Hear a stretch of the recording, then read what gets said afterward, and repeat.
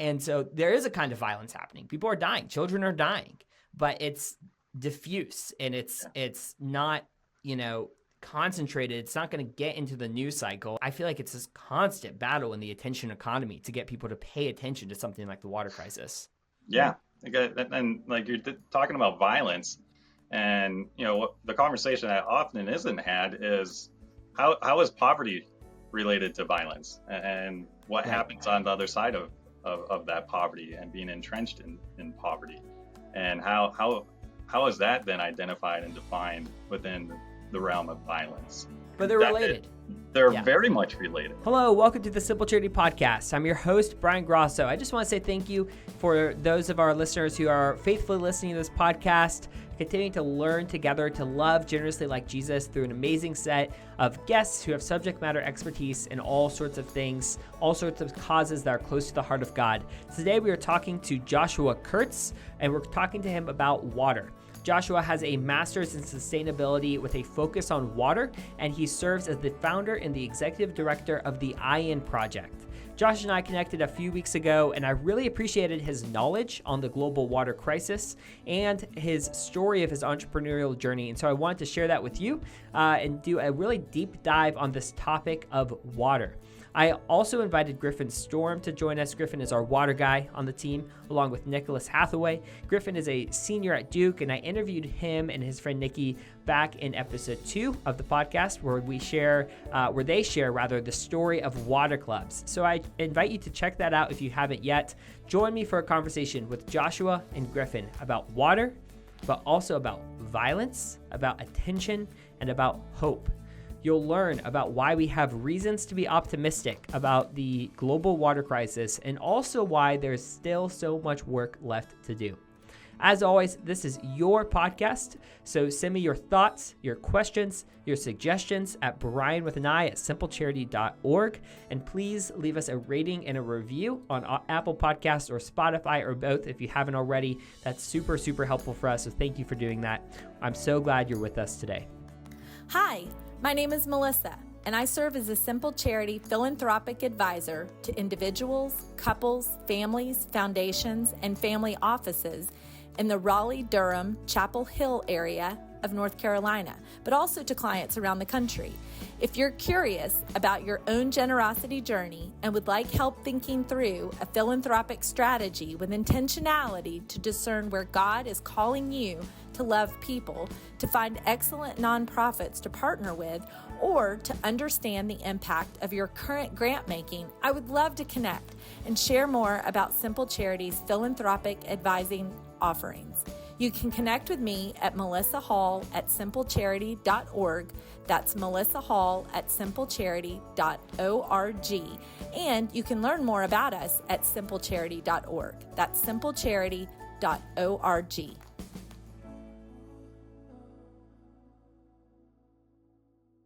Josh, Griffin, welcome to the Simple Charity Podcast. Thank you very much. I'm stoked to be here.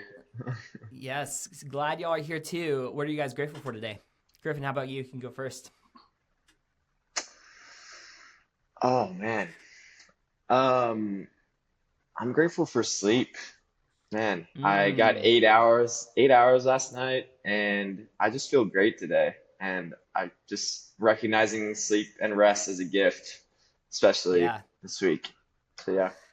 And I bet it's a rare gift on Duke University's campus at all times. But for our listeners to know, Griffin is in a senior year, and you're taking like 5.5 classes? More or less, yeah. I'm in 6. More or less? Yeah. 6? Yeah, so a typical load at Duke is 4. So sleep is rare when you're in that big. I actually did my senior year the same way. I was in 5.5. But that's another thing to add to the list of things Griffin and I have in common. Can I ask a It's question? a long list. Of course. Okay. So Griffin, what are you studying? Like what's your major? What are you I'm either you're doing a capstone or a thesis at this point, I'm assuming, if you're in your senior year. I'm curious. What are you going for? Yeah, so I'm double majoring in public policy and environmental science. Okay. Hence why I have to take a lot of classes. But yeah, focused on water. trying to bridge. Most of my papers are about water. Excellent. So yeah. We'd have a great conversation. Well, I guess we're about We're to have a one. great conversation. Yeah, that's right, Josh. That's right. Well, before we get into it, Josh, what are you grateful for today? Well, one, I love being able to look out my window and see the sun out. Super grateful for that. And across the street, I actually see a couple kids running in the front yard of their home. So just the preciousness of life. I'm grateful for that right now. And on I guess on a even a more personal level, my daughter is running for student body treasurer at school, and they're voting today. So it's been really fun watching her this past week just kind of come to life in a way that I didn't anticipate. And so making the stickers, making pencils to hand out. I'm just like, what is happening here? I've not really seen this side of you before. She's got that fire in her belly. So who knows what the outcome will be after the vote today, but it's been fun watching her, and I'm grateful for the opportunity that she has and being able to support her through this process. Yeah, that's awesome. That's awesome. Well, I'm grateful here in Alpharetta for the fall weather. The heat has broken. We're recording this, let's see, early September, and it just feels so nice outside, and I'm just totally here for it. Well, we're here to talk about water, and maybe we could just start, Josh, with a little bit about your story and how you got into the water sector. Yeah. So I'm going to try to make it as short as possible, but it's been quite the journey. Actually, it was sharing with one of our interns yesterday some of that journey. But it was let's just say this. So I'm involved in international development work, right, and working and trying to solve a pretty large problem that exists in this world that's systemic and oftentimes seems extremely impossible. And so I'm going to start on the side of, like, when I was growing up and when I was young, had no desire to do anything international other than, hey, Europe looks fun. Let's go there and just visit and have a good time, and then I'll come back home and it'll be great.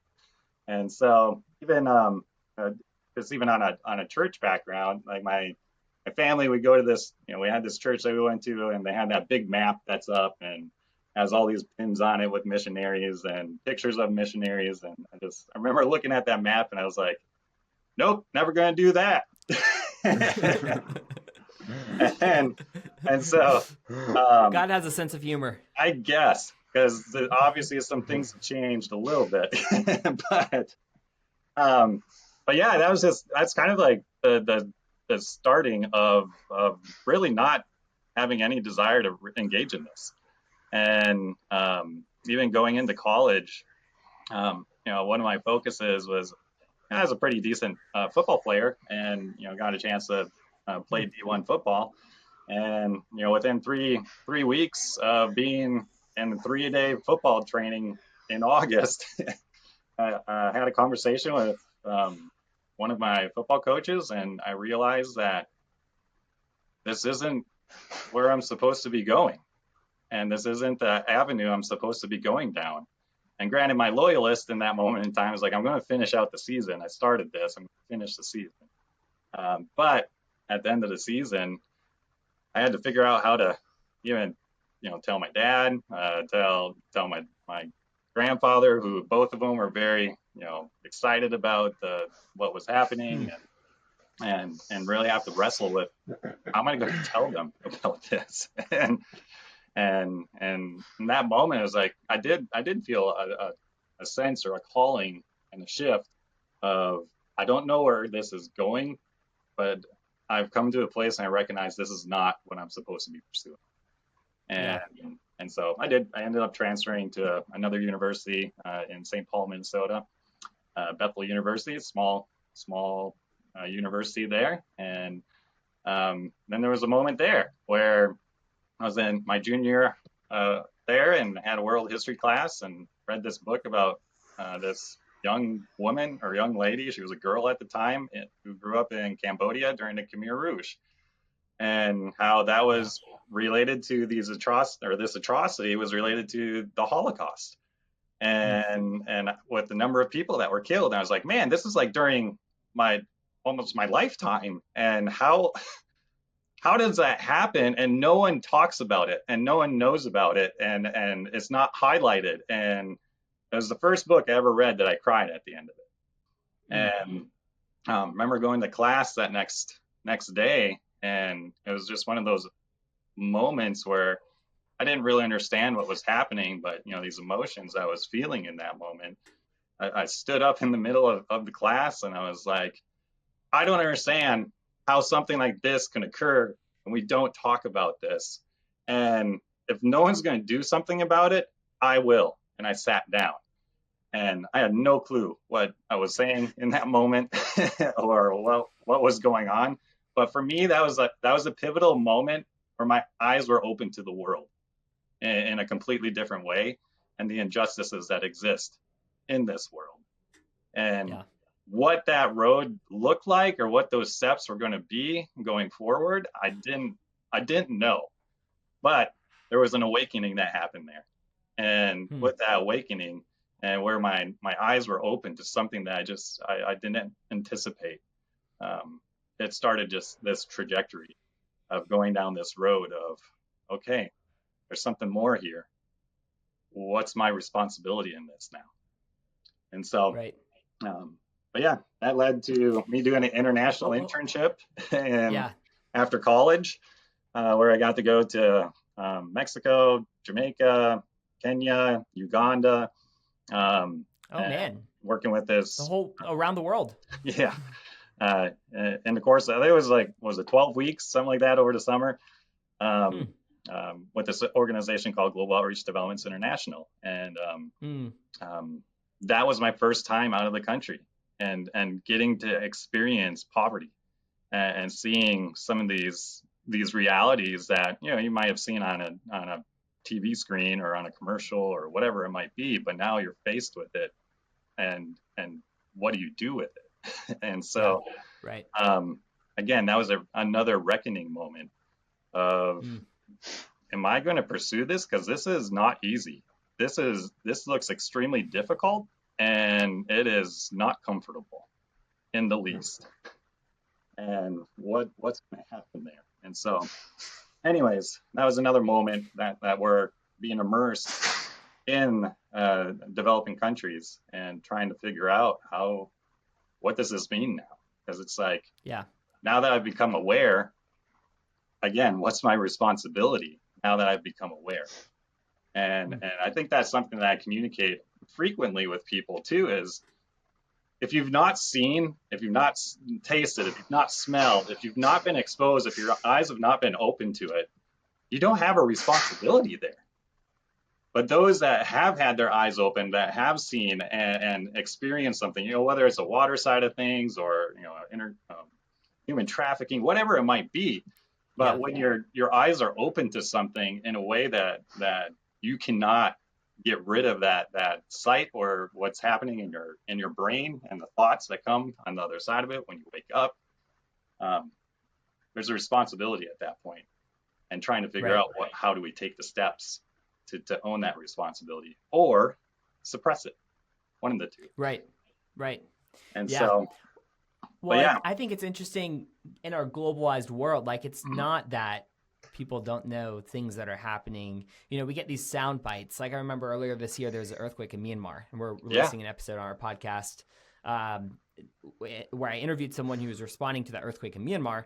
And he said, there's been a 75-year-long civil war in Myanmar. There's a genocide in Myanmar. And this earthquake is layering on top of those other political crises. And, it was a part of our 24-hour news cycle. Like, for a second, people are talking about the earthquake in Myanmar. Right. And then afterwards, there's still millions of people, and now it's been 6 months and, but even longer than that, the time it takes to rebuild after millions of people are displaced by an earthquake and their homes are destroyed, that crisis is still happening. And it is a little bit unsettling to live in this world where there's so much attention on a set of issues that kind of get in vogue, while we ignore so much human suffering. I mean, I feel like that way now about South Sudan. I mean, there's some conversation around South Sudan, but not nearly as much as some other crises around the world.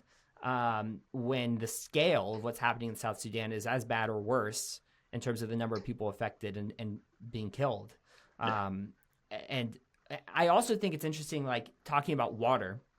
It's interesting hearing how this story from from Cambodia kind of opened your eyes to global issues. And that was violence, like actual explicit violence. And then the water crisis is this kind of thing where hundreds of thousands of people die every year from lack of safe drinking water, but there's not a kind of violent incident. It's a public health infrastructure problem. And so there is a kind of violence happening. People are dying. Children are dying, but it's diffuse and it's not, concentrated. It's not going to get into the news cycle. And, Scott Harrison's going to be, championing the cause, I think, till the day he dies, and is doing a great job, Absolutely. And shifting the marketing and getting awareness, but I feel like it's this constant battle in the attention economy to get people to pay attention to something like the water crisis. Yeah. And like you're talking about violence, and the conversation that often isn't had is how is poverty related to violence, and what happens on the other side of that poverty and being entrenched in poverty, and how is that then identified and defined within the realm of violence. And that's a completely different conversation that we don't have to go down here, but it's like, but they're related. They're very much related. And it's a hard conversation to work through, because you want to leave poverty in just this social class level, right? Or this economics level. You don't want to actually bring it to a place where you can represent it and connect it to violence, and the enactment of violence is part of that poverty trap. Yeah. So, anyways. Well, Josh, I want to talk about TAP, your nonprofit that you're building. But before we do that, can you tell us a little about the master's you got and what you studied in grad school? Absolutely. So the master's program that I went into was a result of seeing the different water related issues that continue to exist. And I was, working in Uganda, spent time in Kenya, and particularly there was one village where they're like, we need another well. And I was like, I don't get it. Why do you need another well? Because when I drove in here, there's I saw 3 or 4 of them coming into the village. I don't get this. And why are they asking for another well? And of course that resulted in, fortunately I was able to do a research study in that particular village, and we've actually done this now in other places. But where you just draw a 2-mile radius around the village and ask the leaders of the village, can we do this survey? And we train some people in the village to perform the survey, and then we identified, in that 2-mile radius, there's over 70 some water sources people can collect water from. You're just what do you mean you need another well? And so, it's just going down that road of asking why. And, as a result of the research that we did on that project, discovered that over, 57 of them were hand pumps. 3 of those hand pumps were working optimally. 20 some of them weren't functioning at all. And then the remaining of them needed some sort of repair to get them back to optimal operation. And so you're just that's a really high percentage of infrastructure that's been installed that is not operating to its potential or at all. And so it's okay, there's something else that's going on here. Now I need to ask the next why. Why is it not functional? Why is it not being utilized? What are the social impacts that are causing this? Is there education impacts that are at play here? Is it supply chain impacts that are, what is happening here that's preventing this from going forward? Because it's I think there's a stat out there from the World Bank that over $2 billion of money that's been invested into sub-Saharan Africa, that infrastructure and water infrastructure is no longer functional. It's no longer working. And so you're why? And then, because if we're going to keep investing into that, then we're going to have the same issues, but we can't have those same issues. It's got to change. So just acknowledging that what's being done isn't sustainable. And that led me down the path of, all right, I'm looking at sustainable systems here. I'm looking at trying to understand what does this look like on a more holistic scale, and how do I gain additional resources or skill set related to that sustainable approach, Right. even on that environmental science side of things. And so started searching, looked at what's in Europe. Is there some schools there that would help in this process of understanding this? Or I think there's a program at Penn State and Harvard that I was looking at. And in my search, I actually found this little university in Nashville, Tennessee called Lipscomb University that had a grad program, a sustainability grad program that you could tailor. I had a tailored aspect of it in water management. And so as I went and talked with them, I was like, here's what I'm looking at. This is what I'm trying to get out of this. Is this something that works? And they're like, absolutely, we can make this work. Let's do this. And so signed up and went and got my master's in the science of sustainability with the emphasis on water management. And again, the heart behind that was seeing the current conditions and the unsustainability of current interventions that were happening. And how do we now take and gain the resources we need to then distribute in an efficient way to ensure that we can change and make that shift to a more sustainable approach. Yeah, that's awesome. I have a bunch of questions, but Griffin, feel free to jump in anytime if you have other questions for Josh. I want to talk about broken hand pumps. And okay. I want to maybe lightly push back against something you said. Sure, but go for it. Correct me if I'm want to have a little conversation about this. So I've heard from some business leaders, about, hey, we're not making progress in the global water crisis. This isn't working because half of the water infrastructure we build is broken down. Y'all have a stat on your website that it's 30 to 40%. So, whatever it is, 30 to 40% or half. So in my research of this issue, there were a set of hand pumps that like a design for a kind of hand pump that were constructed primarily in the 1980s and 90s. Back then, we didn't have WASH, which stands for Water, Sanitation, and Hygiene. It's kind of called water development. And I think the knowledge base within the world of water management was way thinner than it is now. And there wasn't as much of an appreciation for long-term maintenance, for getting local community buy-in, for cultural humility, and the necessity of actually having local stakeholders have ownership over the project, whether that's through water committees, local water utility, or a public agency. Like whatever the stakeholder is owning the project, there has to be some local stakeholders owning the projects, maintaining them. And so there was all these, this push to build these wells. And then, yes, now they're broken down. But my sense is that we've gotten a lot better since then as a sector, in the water sector. And I sometimes hear, and want to be sensitive to, I sometimes hear from business leaders, oh, don't give to the water cause because it doesn't work. Giving to global water doesn't work. The hand pumps are going to break.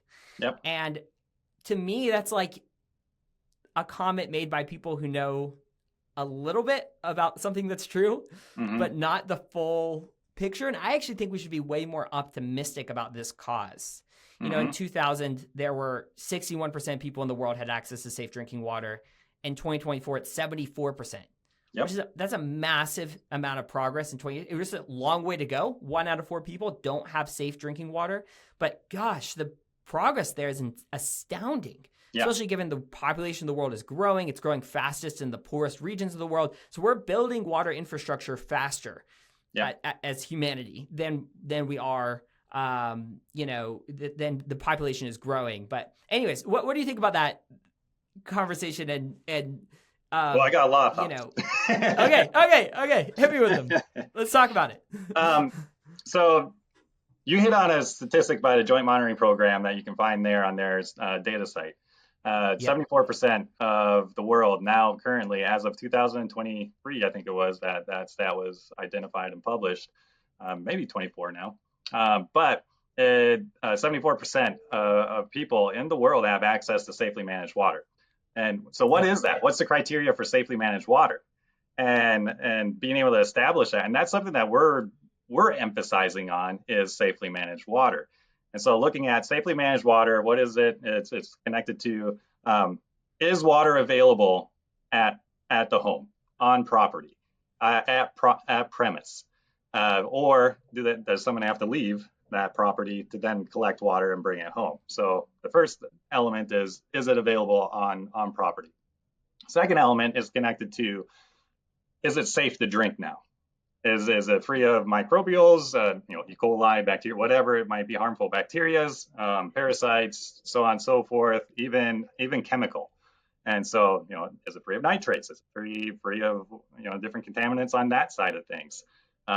If you can hit those two elements, you now have safely managed water.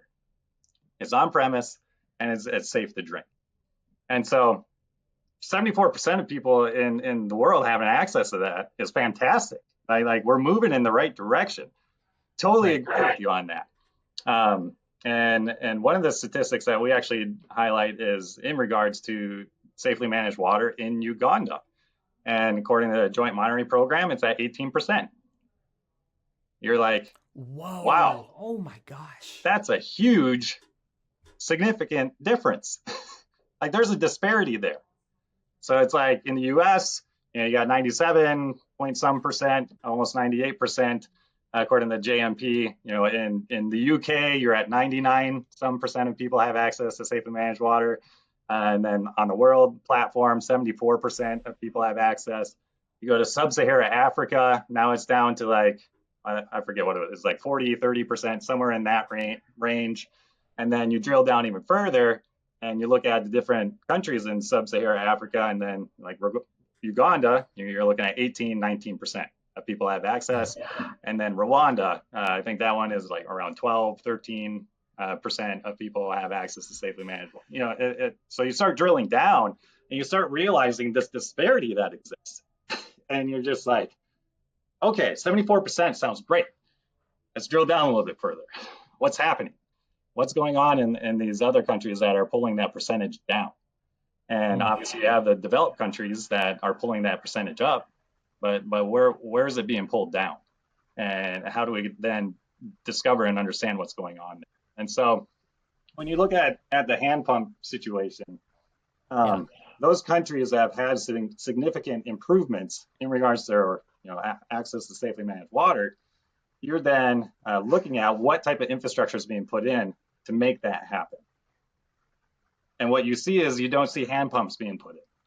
Right. Yeah, I mean, that's the thing, is hand pumps are I mean, they're kind of a technology from the past. I mean, when I talk to a lot of water charities, like people are talking about solar power solar powered pumps, that are built with high standards to code, and I'm hearing things about just different piped water solutions. So I do feel like there has been a kind of elevation of some of the interventions, and I think there's I'm not trying to say it's this tension of like there's great progress that's been made. There's so much left to go, but I just think for philanthropists, like if you are a business leader or philanthropist and you have heard this story that we're not making progress, that like water is not a good cause to give to, because if you give, the well's going to break. And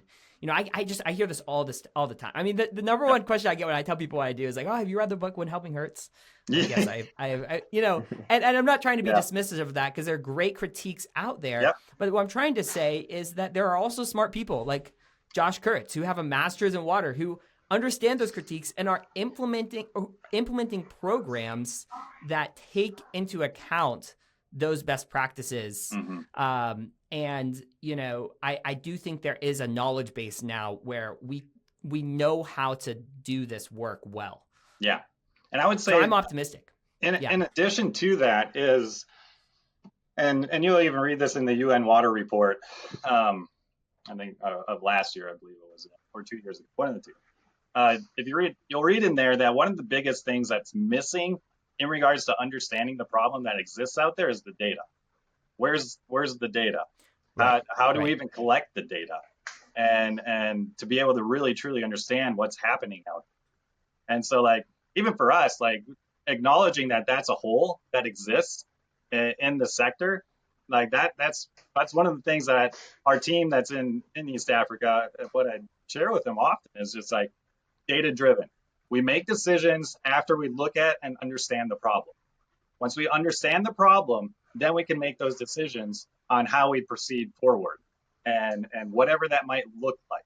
It might require drilling a well and putting a well in, like that could be the solution that's needed, and not taking that off the table at all. Like those solutions are still needed, but also it may not be another well. Maybe a team of repairmen need to be trained in that village to then go and repair all the wells that currently exist and get them up and running again. And like for me, that's one of the testimonies I love is that there was this team that I had the opportunity to train and teach them on how you repair pumps, and they've been doing it for years now, and they've become people of integrity.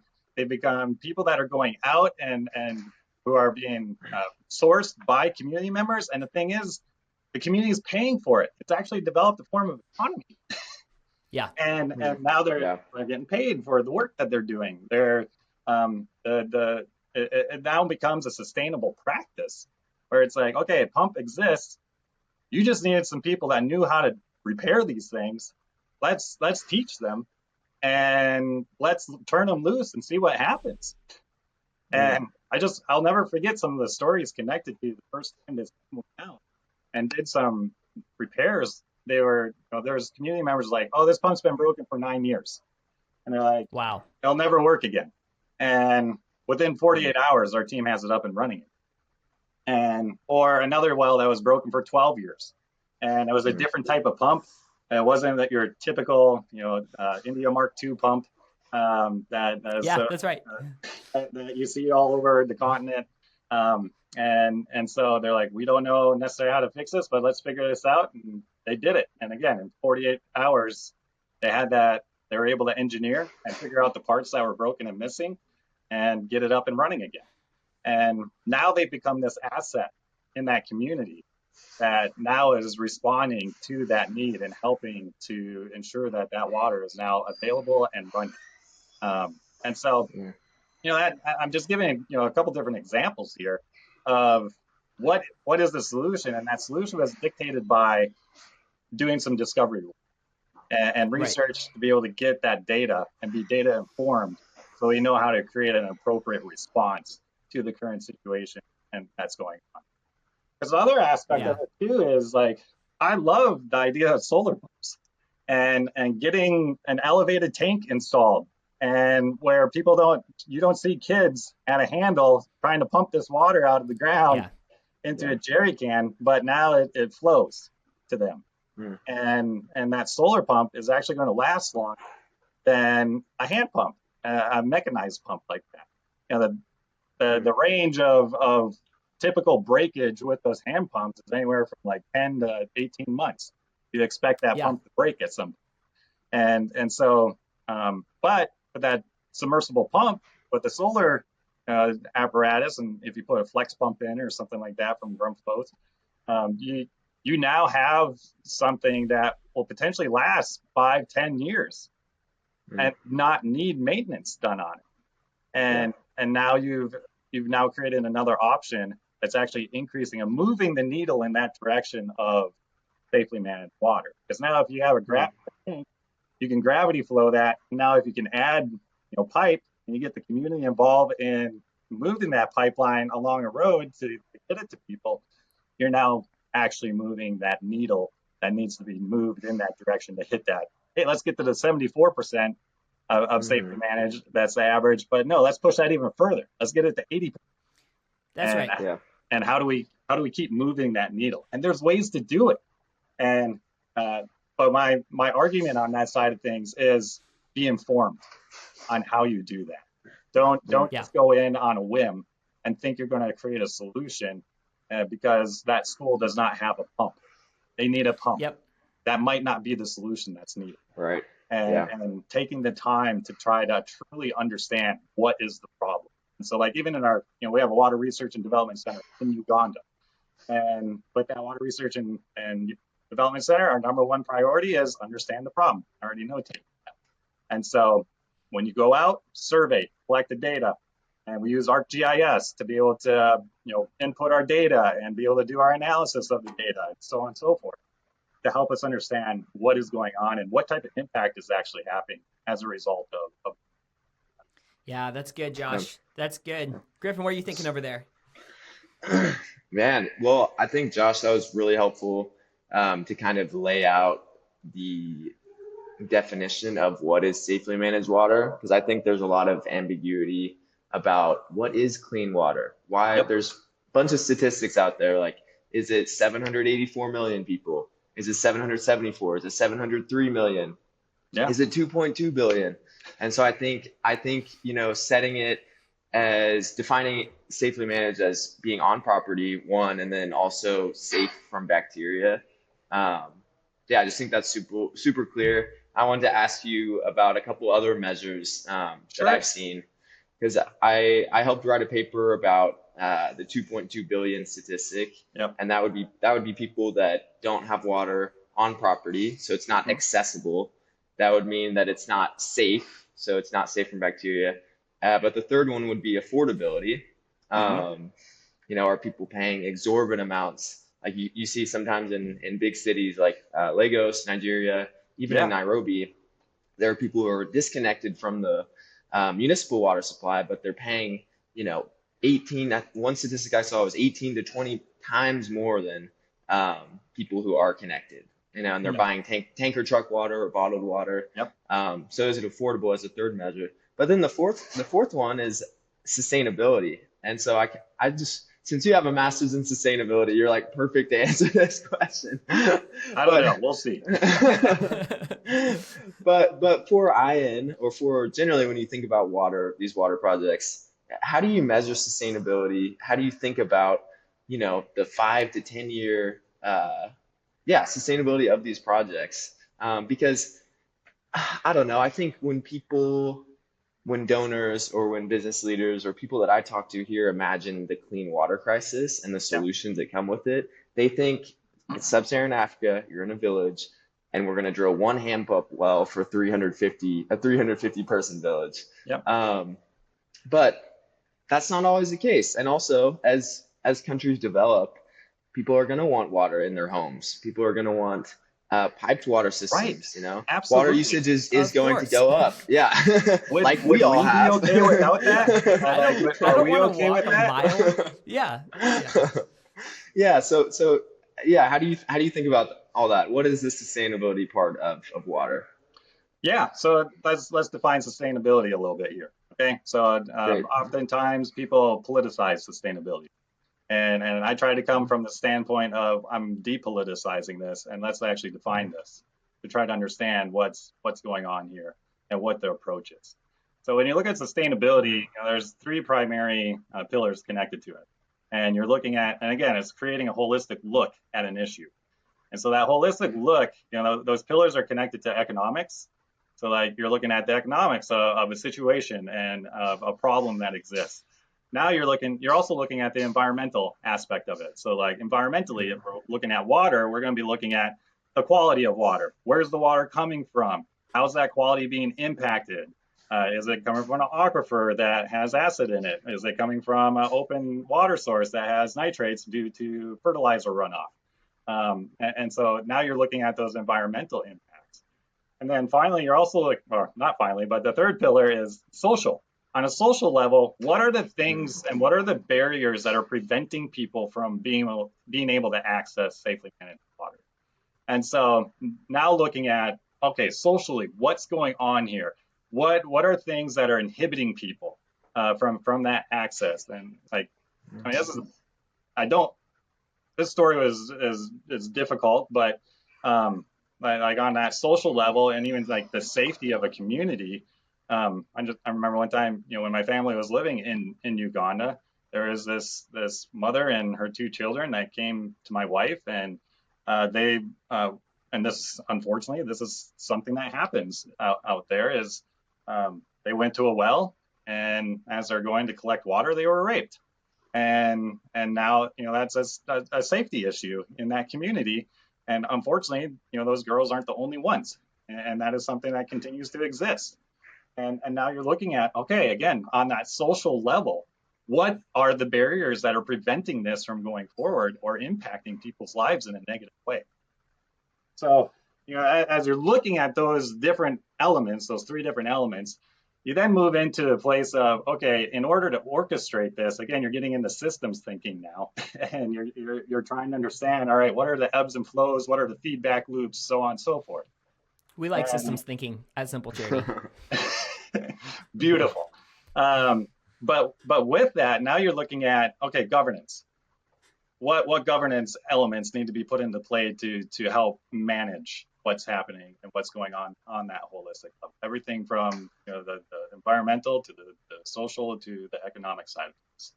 And then so you're looking at a macro level, and then you're looking at that micro level on a household level. Is it affordable for the people at the household level to have this type of infrastructure put into play? If not, do we still write it off, or is there another way to ensure that this infrastructure can be put into play that then becomes an affordable resource for people to manage? And so, and then you're looking at resilience. Again, your question of 5 to 10 years. And is it resilient? Does it measure the test of time? Can we measure the test of time with it? And so, oftentimes that's difficult. Like when you think about, like here in the United States or in a developed country, when you're looking at a water project and you have a municipality that's putting in this new water system for 1 million people, whatever it might be, they're looking at, okay, I need to plan out anywhere from 30 to 50 years from now and what I anticipate the population and the demand that's going to be over the course of that 30 to 50 years. And so not, they're building their infrastructure thinking about that long term. Exactly. And yeah. Oftentimes in developing countries, due to the poverty and due to the immediate need that exists, you're just trying to respond to and in a survival mode. What do I need today? I'm not necessarily looking long term as far as what would be beneficial on a long term trajectory. And it's just like, I need water today. How do I get? I have to have it. It's going to take me time and it's going to take me energy. How do I get this? I have to have it now. And so it is, Griffin, to answer your question, it's a bit complex. As you work on that sustainability level. But the thing is, from my perspective and the experiences that I've had, if you're not taking those things into consideration, you're going to miss it. Yeah. You're going to miss the mark. Yeah. And it's going to be a short-term solution that potentially will not have the longevity that is necessary. Yeah, Josh, I think that's a fantastic answer. And our organization is called Simple Charity, which is, I would say like almost a oxymoron because of how hard and complex it is to help people, no matter what cause you're talking about, whether you're talking today about the global water crisis, you talk about human trafficking, child welfare, evangelism, church planting, like any cause that Christians care about and give to, it's really complex under the surface. But what I think that Apple does when they make an iPhone is like, there's a lot of complex things happening when I use the iPhone, but as a user, they have delivered simplicity on the other side of that complexity. Yeah. And so if you're making the case for donors to give money to the Ayin Project. And you are taking into account all of the complexity of what sustainability really means in terms of the economic, environmental, and social components of that, and how to actually implement this work. But what is the case for the donor to the Ayin Project? Of like, what are they buying? Like, if they give you $10, $50, $100,000, like, what is the transformation that happens as a result of all of this work? Can you just deliver for us the simplicity on the other side of complexity and why all this matters? Yeah. Can I use a story connected to a current project we're working on? Absolutely. Okay. All right. So right now we're doing this Wash in Schools project. We initiated it back October of 2024. And so we have this Wash in Schools project that we discovered, in an area that we were surveying, the lack that existed. And so we identified, okay, here's some primary schools. Let's identify 6 primary schools that have a need in regards to the water, sanitation, and hygiene aspect. And let's understand that problem that exists. So part of what we did there was we went into these schools and we surveyed them, and 6 of them. And actually next week we're starting our next one of another 6 schools, now doubled the number of schools we're going to be working with, which again, those first 6 schools, we impacted over 2,000 students, and we actually took them from zero access to safe water to drink at school to they all now have access to minimum levels of safe drinking water that they can drink every single day. And so with that effort, we identified what the problem was, or what was lacking, what was missing. We were able to then identify locally sourced filters, and we were able to find those sourced filters and partner with an organization in Uganda to then provide those filters. And then we trained the school administration and created a wash club at those schools to be able to maintenance the water filter and help manage what's going on at that school in regards to water, sanitation, and hygiene. And so, again, if you hear me talking, I'm hitting on different components of that sustainability, and even education and training is part of that. And for me, when I'm looking at that project that's currently being worked on, and the testimonies that are coming on the other side of that, one of the headmistresses at one of the schools, she told us, she's like, the amount of typhoid that we used to have in this school has significantly dropped to almost eliminated as a result of just implementing simple water filter that we are currently testing, where we actually go back every term, we collect a water sample from those filters, test them to make sure that the water is still safe to drink. So that's part of our effort, is the monitoring side of it. Is it still working? Is it not working? What are the gaps? So on and so forth.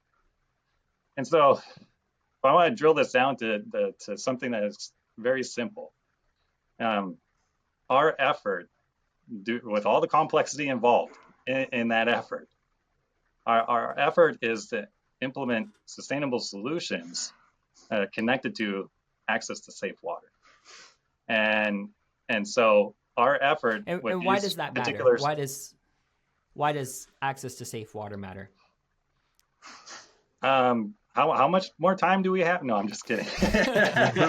I'm trying to get at safe water. Why is that important? Give to this cause. Yeah, why give to this cause? Yeah. So safe water is important because, like, if you're looking at school children, dehydrated school children decrease the cognitive ability of individuals to actually learn and retain information.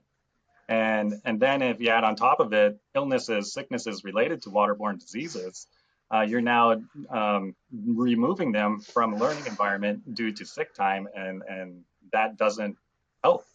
But if you can increase their contact time at school and by their attendance, and then actually have them hydrated where their neurological and synapses in their brains can actually function at the highest capacity that it can, you're now changing an entire generation. and improving the health and lifestyle and even economic development of an entire generation when you actually give them safe, clean water. And it just starts as a child. And when you can do that, you can provide one child at least an opportunity once a day, or multiple times a day, to access safe drinking water where they can be hydrated and not have to worry about sicknesses that's going to come on the other side of it. You can change the trajectory of their life. And then they become advocates where they actually become the change makers because they now have a testimony on the other side of what that has done to impact them. And now you've created a generational change. That's awesome. Yeah. Well said. I mean, yeah, it's life or death for a lot of people. I mean, I've seen stats. It's over 3 million people die directly due to contaminated water illnesses every year worldwide. Yeah, it's over crazy. 3 million people. Yeah. And those are only the directly correlated water deaths, I mean, that's not even accounting for people who get long-term illnesses from arsenic or fluoride in the water. Yep. Mostly arsenic. So yeah, I like the way you put that. It's a generational change maker, giving people clean water. But for younger children, kids who don't go to school, kids who are 1, 2, 3, 4 years old, like it's life or death. It is. Yeah. Brian, what do you think? Why is water important? Yeah, I think that these are great answers. I think education, mortality. I mean, you talked about violence earlier, Josh. Like, if I had a teenage daughter, would I want her by herself walking miles away every day to gather water? No. Like, if I had a teenage daughter, I wouldn't want her to walk around Alpharetta, Georgia by by herself. You know what I mean? I don't know. I mean, maybe I'm overstating that. But just thinking about, violence, mortality. I think one thing that we get, I've heard, I don't know, sometimes I hear Christians downplay the mortality thing. That might sound weird to say. I don't know if y'all have had this experience, but there can be this idea of like, oh, well, like, let's, we need to evangelize people because their eternities matter, but, like we're just preventing deaths. Like, is that, but I do think that is a theological error. And I do want to like make the case for that. And I've heard Tim Keller make this argument, I think really effectively, that like God actually hates death. And I think we should too. Like, I think like this is, the result of sin in the world and a brokenness in the world, and absolutely saving physical lives, I think should be motivating for followers of Jesus. And this is one of those ways. Like, again, we talk about violence in the world. When we talk about, these acute violent conflicts and crises around the world that get a lot of our attention. And then meanwhile, Griffin, to your point, millions of people are dying from lack of access to safe drinking water, which is a problem that we, again, to be optimistic, I think we can just say we have the solutions. Like, we have them. The most complex cases probably are still in actually conflict zones where like it is hard to serve people and provide access to safe drinking water when there's actual literal conflict. But in places that are not active conflict zones, I think this is a completely solvable crisis. Yep. And to your point, Josh, 74%, like, again, it's that trajectory of like, we're building this infrastructure faster than population growth. Almost certainly, just math, in the business as usual trajectory, we will provide everyone access to safe drinking water this century. So that's the trajectory. Is again, conflict zones are the wild card. And here's my response to that. You are correct. Everyone should. We have the technology and we have the resources to do it. It's whether or not people take the time to make sure that those resources and that technology gets to where it is.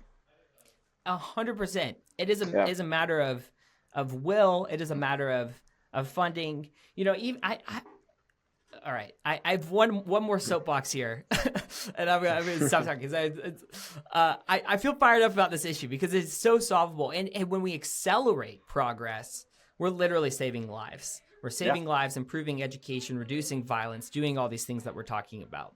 My last soapbox here is the challenge of interpreting big numbers.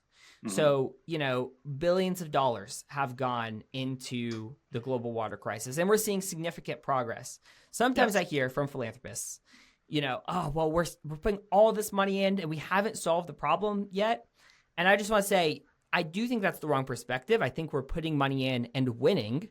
So that's the first thing. And the second thing is big numbers are psychologically very hard to interpret. So when we talk about, let's say, I don't know, like giving $1 billion to sub-Saharan Africa to work on this issue, there's over 1 billion people in sub-Saharan Africa. You're talking about $1 per person. So Yep. like just doing the math a little bit is like, okay, what will it actually take to solve this problem that is affecting anywhere from 700 million to 2.2 billion people? It's not going to be, unfortunately, $1 a person to solve the problem. Correct. So we're talking about, I think, estimating the kind of scope of what it would take. I think we're talking about $1 trillion. I know World Bank has put out an estimate that's about $1 trillion. That sounds like a ginormous amount of money. It is a ginormous amount of money. And at the same time, breaking that down, USAID's budget, $40 billion, talking about over, a couple, we're talking about the world here. Like, of course, is a big number. Like, you're talking about over decades. Like, what would it take? You break that down, and if we put $50 billion for 20 years into water, maybe we could solve the problem. And the world has a lot of money. There's more than $50 billion in donor advised funds. And so anyways, just thinking about these things of like, this is a solvable problem. We're on the trajectory to solve it. But if you're a philanthropist or if you, and you're looking for a cause, like I do think even on the margin, like forget about solving the global problem for a second. On the margin, you are saving lives, preventing violence, improving education, and impacting, people one at a time. And that's what's worth doing, So no single philanthropist is going to solve this problem too. And that's fine. But again, like in terms of bang for your buck of lives transformed, I just think this is such a good cause. I don't think it's overhyped. I think people who are critical about it, like know enough they have like enough information to think they know things, but they don't have enough information to know how much we're winning. We're actually winning. There is that statistic that exists out there too. For every dollar invested into water infrastructure, there is a $4 to $5 return in that community. Yes. And so the ROI that exists out there is high. And part of it is just being able to get the resources to where it needs to go so that ROI can actually be effectuated. And then in addition to that, I want to also add this. You're providing jobs in countries where job opportunity is extremely limited. And just the opportunity to provide a job is going to change that family's life, who gets to participate, not just because they get to work for an organization or work for a government agency or a private agency, but because now there's resources that are going to that family that's now going to change the trajectory of that entire family, both on a knowledge base, economic base, and a physical base. And that is another factor that I believe needs to be communicated, is that you're providing jobs and opportunities for people in country that otherwise would not have. And you're actually resourcing the development of skill and capacity of the people in these countries to be able to further take and respond to the challenges that they face on the daily, because now they have a competency to respond. That's good. That's good. Well, I want to give you a chance, Josh, as we're starting to wrap up, to share, like what are the current kind of needs of the Ayin Project? What are the current kind of hopes for the future? What are you trying to build, and what does success look like, 5-10 years from now as you continue to build this thing? Yeah, so one of our elements that we have, and I notated this earlier on, was we have this Water Research and Development Center, where we're truly trying to understand what's going on and creating informed solutions. And so with that creation of informed solutions and then the implementation of those informed solutions, which is connected to our Washington Schools program, like that is for me, that's one of the greatest and one of the bigger impactful elements, because now we're not only taking that next generation and helping to form them and develop them to be able to take it and grow and develop, and it becomes part of their status quo that hopefully will then go over the course of time. But that effort is something that's easily scalable. It just means let's take on another school, and now let's work with this next school that has 500,000 to 800,000 kids, and let's change their lives. Let's be a part of actually being instrumental of developing their ability to actually succeed in their own country. And so one more story connected to that. So yeah, please. Our team, one of our team members knows how to make liquid soap. And so one of the things that was missing while we were out and working with these schools is they didn't have access to soap for washing hands. And so we're like, can we train them on how to make their own soap and show them what their resources are, what materials are needed, and they're locally sourced? And it's like, yeah, absolutely. So we went to every school and we trained the students and the administrators on how to make their own soap. And they can make 60 liters of soap at a time to then use, throughout the term of school. But a really cool story that came on the other side of that is one of the teachers who takes care of 8 orphans took what she learned as a result of our team implementing the project and implementing the trainings, took what she learned and actually took it home, and they created a business making soap, and they're now selling that soap in the community. And now it's developed their economy for their entire household and the orphans she takes care of. And I was like, that's a beautiful picture of what empowerment should look like. It is providing a skill to be able to allow someone to take it to a level and become a beneficiary in their own community. And so, I use that story to say, like, the work we're doing is impactful, not just on the sense of we're drilling a well or just providing a water source. We're actually changing the mindsets associated with what potentially is possible, and giving them a sense of hope. One of the taglines that our marketing person has put together is it's a walk with. And how many of us needed someone to walk with us through a moment and a crisis, a challenge that they were facing, because you just feel incapacitated and paralyzed oftentimes when you're put in a difficult situation. You just need someone to walk with you to help you get to the other side.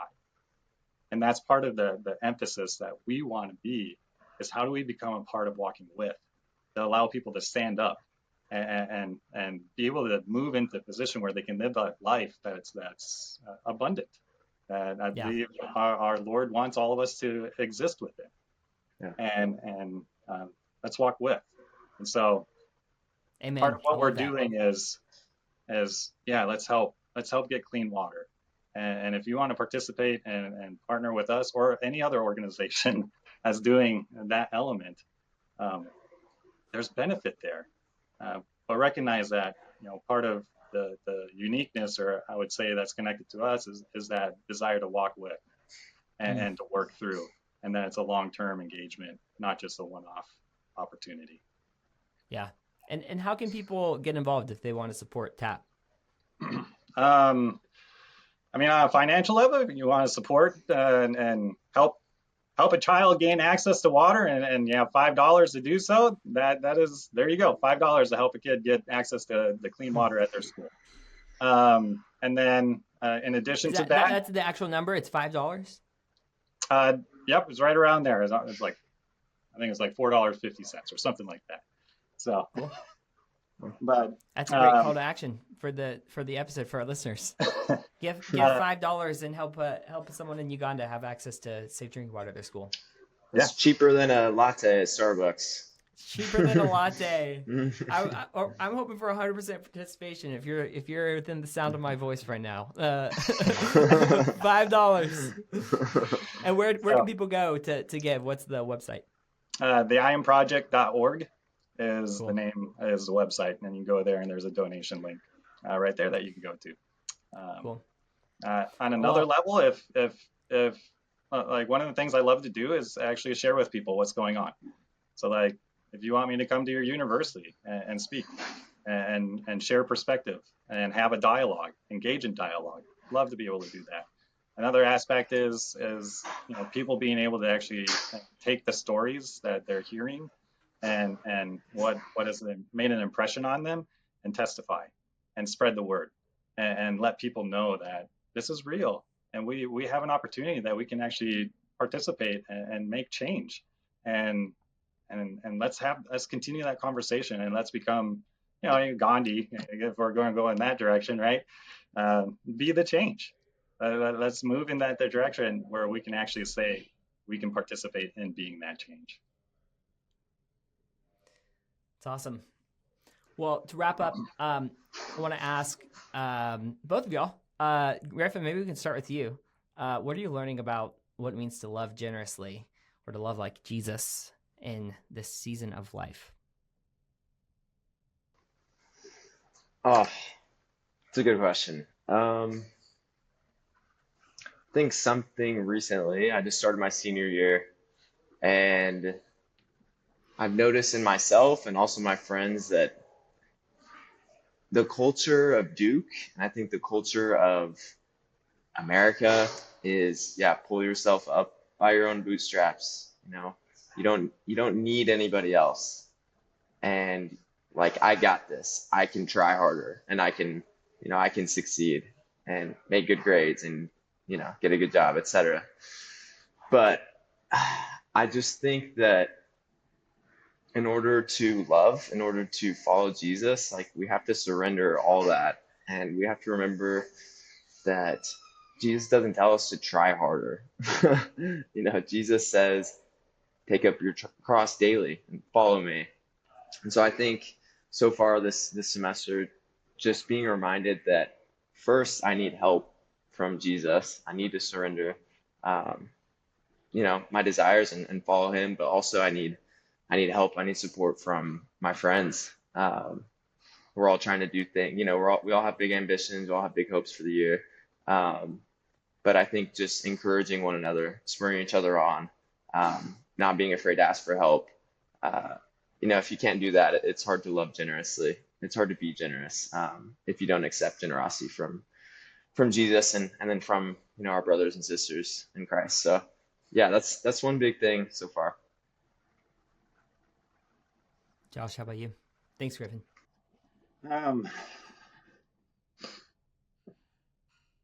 It's definitely been like patience is never a season that seems to end. where it's like you're all constantly put in a position to exercise patience, and because again, part of our culture is just the instant gratification that exists, and just the now culture, and the I need this now, or even the idea connected to or not enough, like the scarcity mindset of just like, I don't have enough.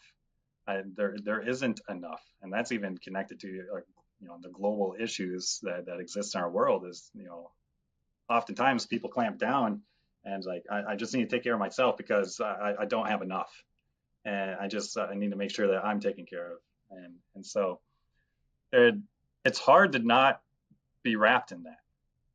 And I would even say, even as of yesterday, just having to work through, some of that patience element, and is there enough? And the reality is, if we are people that believe in a God that created a world, there's enough for everyone. And can we rest in that? And can we find solitude in that? And anyways, that's just something I've been thinking about the past couple of days, of just like, can I rest in knowing that there's enough? And when we go into you, Griffin, when the people, whether it's the people of God, whether it's the people of God, or a group of people that want to see change, it's possible, and there's enough. And it's not just done by an individual. It actually takes a community, and it takes that boldness to actually say, I'm going to hold someone else's hand, and I'm going to walk together with them, and not just think it has to be my sole purpose or whatever it might be to make whatever end goal happen on my own. It just doesn't work that way. And we're not meant to engage the world in that way. We're actually meant to engage on a communal level. But again, the pressures often want to move us in that direction. And then taking the conscious decision to say, I'm not going to let that happen. I got to reorient myself and find that position where I can say, I can open my hand and give generously, whether it's of time, resources, talent, whatever it might be, and say, there's enough. And today is enough. And I'm gonna exercise that. Very much connected to Israel in the wilderness, right? Is there enough for today? Don't take more than what you need for today. Just take what you need for today. You can learn more about the Ayin Project at theayinproject.org. That's the AYIN project.org.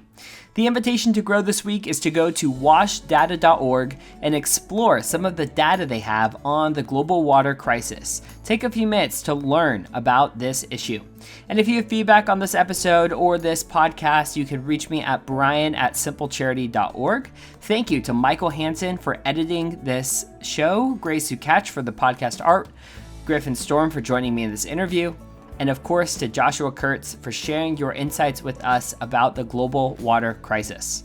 And thank you, our listeners, for joining me on the Simple Charity Podcast. The next time on the show, I have Justin Lonis from the Chalmers Center, the nonprofit organization that produced the book When Helping Hurts. Justin and I talk about the Chalmers Center's newest video series called Helping Without Hurting in Generosity. And I hope you join me for a great conversation on a holistic approach to poverty alleviation and human flourishing. Have a great rest of your day.